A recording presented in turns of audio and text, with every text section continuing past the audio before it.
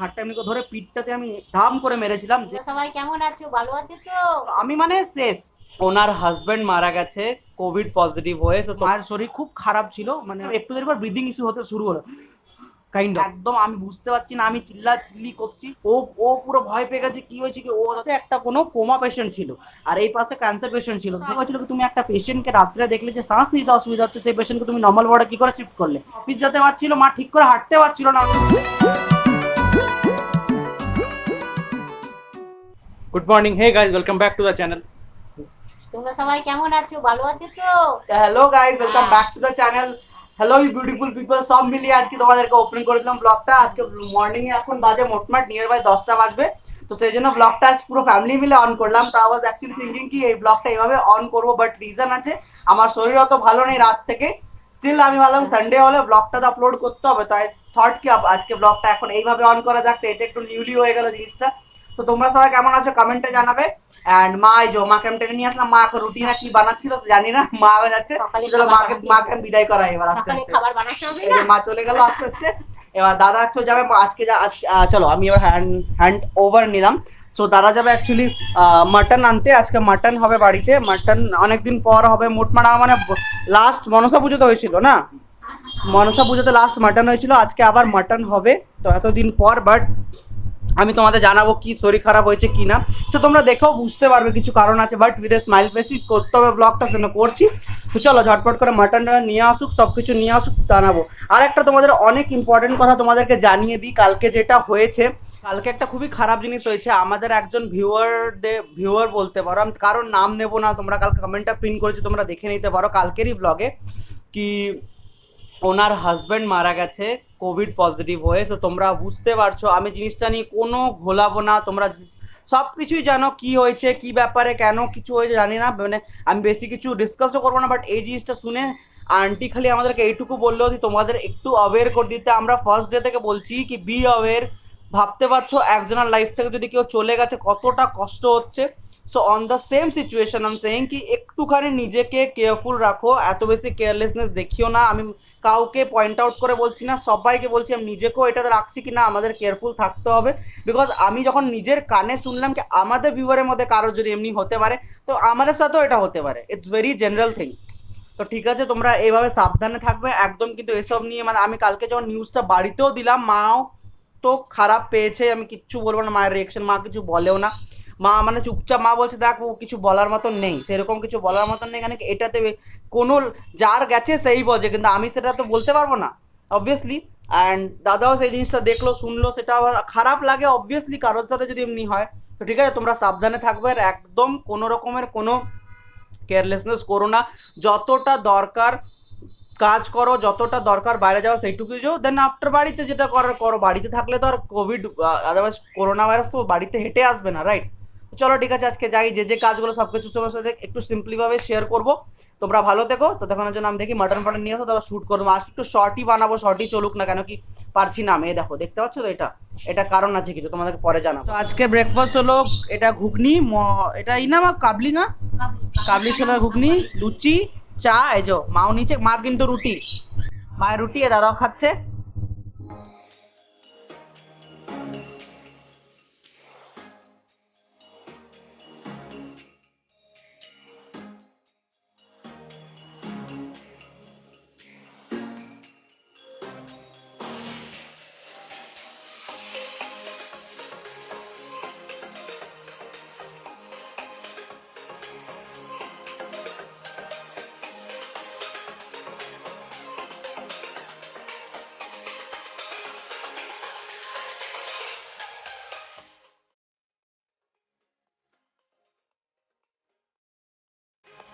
So mutton আসলো, মাটনের preparation start হয়ে গেল।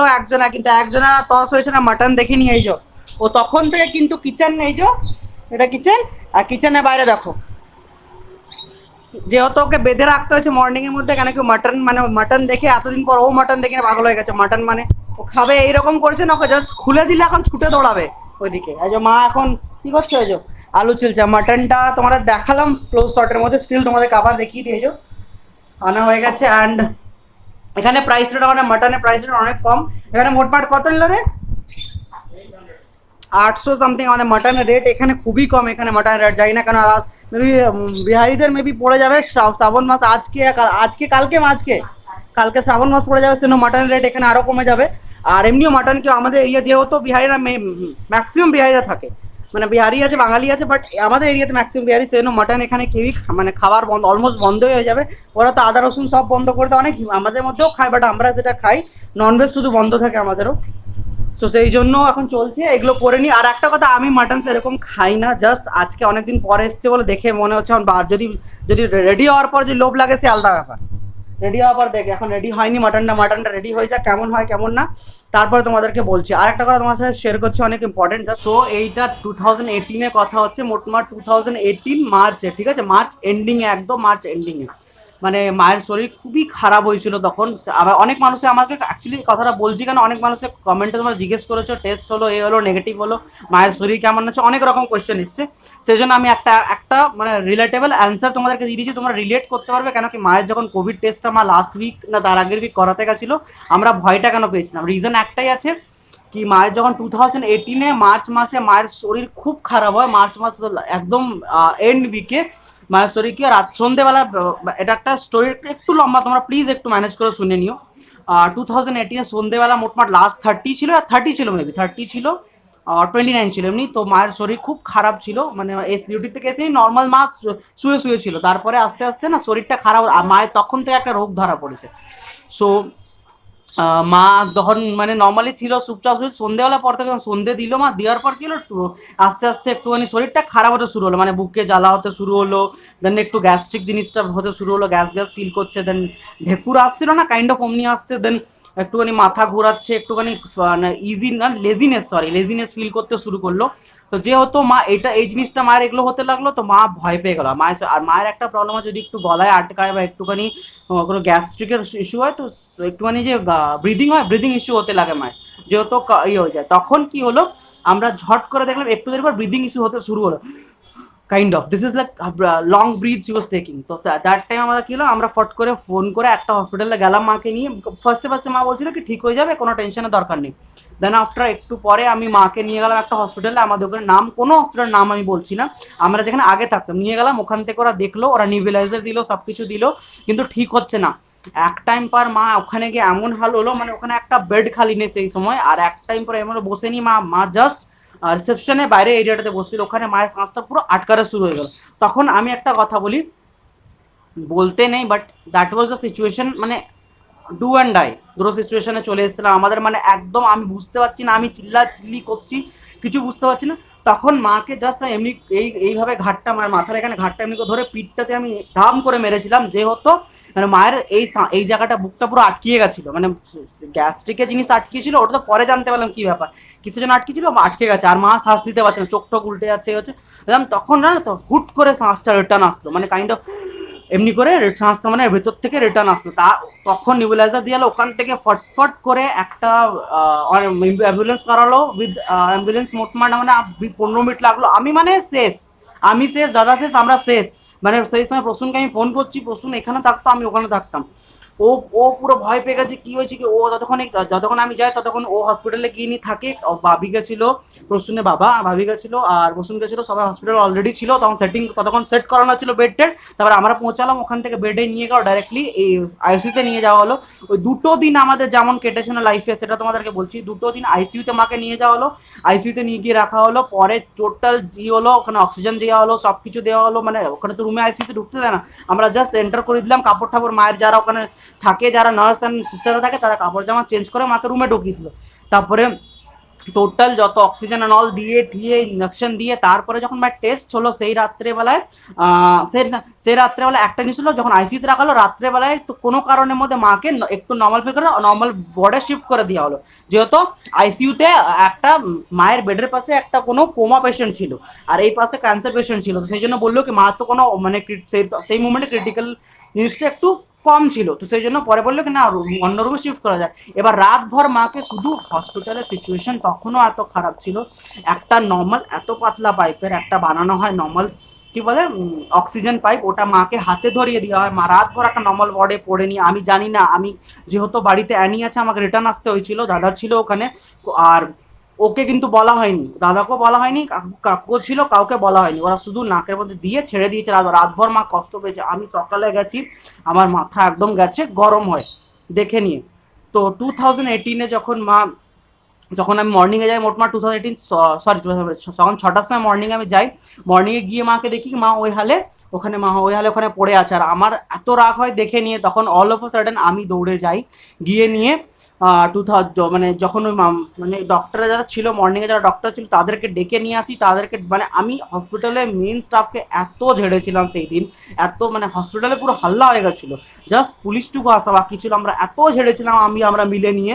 মানে স্পেশালি আমার এত রাগ হয়েছিল কি তুমি একটা পেশেন্টকে রাত্রে দেখলে যে শ্বাস নিতে অসুবিধা হচ্ছে, সেই পেশেন্টকে তুমি নর্মাল ওয়ার্ডে কী করে শিফট করলে? যেহেতু আমি রাত্রে চলে এসেছিলাম, তুমি বললাম রিজনটা, মর্নিংয়ের মধ্যে ঝটঝট করে আগেন আইসিইউতে শিফট করালো। আইসিইউতে শিফট করে সেই 2টো রাত মানে আইসিইউতে শিফট করে মায়ের টোটাল চেক আউট করো, নিবুলাইজার দেওয়া হলো, অক্সিজেন দেওয়া হলো মাকে। যখন টোটাল মায়ের টেস্ট হলো, টেস্ট হওয়ার পর এটা বেরিয়ে আসল, মাও এদিকে আছে, মাকেও আমি নিয়ে আসছি। তো যখন টেস্টটা হলো, মেনলি মা এদিকে আসো না, হাতটা ধুয়ে আসো। মা যখন টেস্টটা সকালবেলায়, যখন টেস্টটা এই নর্মালটা মায়ের টেস্টে যখন রেজাল্টটা আসলো, তখন আমাদের বেরোলো মায়ের বুকে অলরেডি কফ জমেছিল, কিন্তু কোনো না খাসি, না সর্দি, না হেডেক, না কোনো রকমের কোনো সরনেস, কোনো রকমের কোনো সিচুয়েশন ছিল না। তো জাস্ট বিকজ অফ দ্যাট মায়ের বোঝা যাচ্ছিল না কি হবে কি না। ওই যে মাকেও আমি নিয়ে এসছি, এদিকে আসো মা। এই যে মা এখন আমি একটু নিচু করি ক্যামেরাটা, ওয়েট। সো তোমরা জানবা 2018-এ যেটা সিচুয়েশন তোমার সাথে হয়েছিল, মানে মার্চ মাসে 18-এ, ওইটা আমি নিয়ে বলছিলাম মা, ওই জিনিসটাই বলছিলাম। তখন লাস্টে যখন মায়ের রিপোর্ট আসে, কাফ বের হয়, ঠিক আছে, কাফ কি বলে, তারপরে কি বলে, সর্দি খাস সবকিছু। আর কাফ জিনিসটা মায়ের কোনো সিমটমই ছিল না, কোনো সর্দি আছে না কাশি না কিছু। যখন চেক আপ হয় মায়ের চেস্টে পুরো লাংসে পুরো চেক আপ হয়, বেরোয় কি কাফ পুরো জমে আছে এই এরিয়াটাতে। সেই জন্য গ্যাসটা চেপে এখানে ফেসে গেছে বলে ব্রিদিং ইস্যুটা হচ্ছিল। মা তারপরে নিবুলাইজার দিয়ে ওষুধ দিয়ে আইসিইউতে 1.5 দিন 2 দিন মতন আইসিইউতে রেখে নিয়ে মাকে ঠিক করা হলো। অ্যাট লাস্ট গিয়ে মা ঠিক হলো, জিনিসটা সবকিছু মানে একদম অন পাত। আস্তে আস্তে কমসে কম মায়ের 15 থেকে, তারপরে 1 या 2 তারিখে মায়ের রিলিফ দিয়েছিল।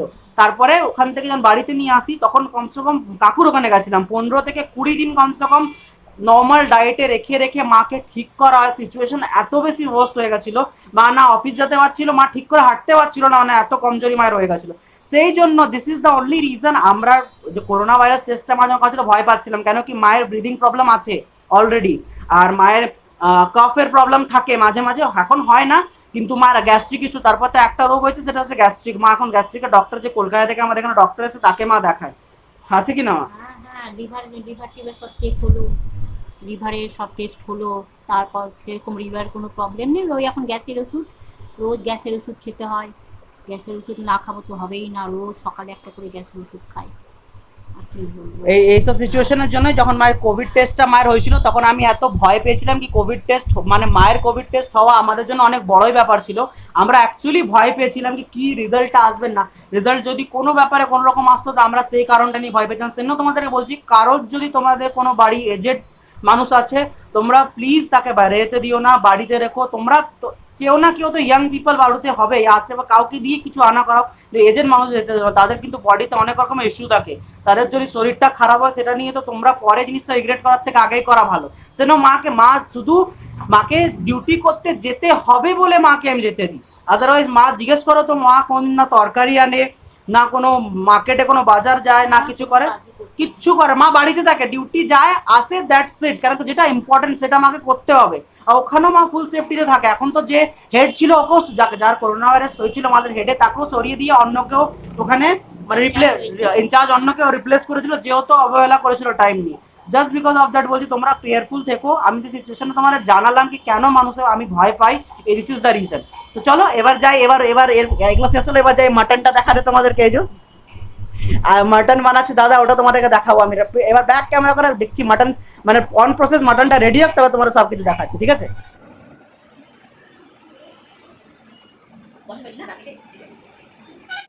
তো এই যে আমাদের মাটন এখানে ভাজা হচ্ছে এখন। তো এটাই লাস্ট তোমাদের দেখিয়েছিলাম, বাস এবার জল দেওয়া হয়, অলমোস্ট মাটন ভাজা হয়ে গেছে। এই যে মাটন বানানো পার্টি, এই যে মাটন বানাচ্ছে, আর একজনে দেখো মাটন ভাত খাওয়া শুরু হয়ে গেছে ওর নিচে। ওই যে মা এখানে কিছু ক্লিন করছে। ভাজা মাটাই লাস্ট দেখিয়ে দিলাম, কেন কি আর দেখাতে এরপরে মানে টাইম লেগে যাবে, ব্লগটা আপলোড করতে হবে। বাইরে দেখো এই করতে করতে বাইরে বৃষ্টি নেমে গেল, বাইরে ফুল বৃষ্টি নেমে গেছে। তো চলো ঝটঝট করে হয়ে গেল ব্লগটা আজকের মতন। ব্লগ ভালো থাকো, তোমরা স্মাইল করতে থাকবে, নিজের খেয়াল রাখবে। আর একটা কথা, চ্যানেলটাকে পারলে সাবস্ক্রাইব করে যাও। লেফট রাইট সাইডে কোনো দিকে সাবস্ক্রিপশন ওটা আমার ভুলে যাই আমি বারবার। আর নোটিফিকেশন বেল তার পাশে সাবস্ক্রাইব করে দাও চ্যানেলটা, যদি ভিডিওটা ভালো লেগেছে প্লিজ সাবস্ক্রাইব করো অ্যান্ড বংমেট ফ্যামিলিকে আরো আগে নিয়ে যাও। ঠিক আছে, চলো ভালো থাকবে, স্মাইল করতে থাকবে, নিজের খেয়াল রাখবে।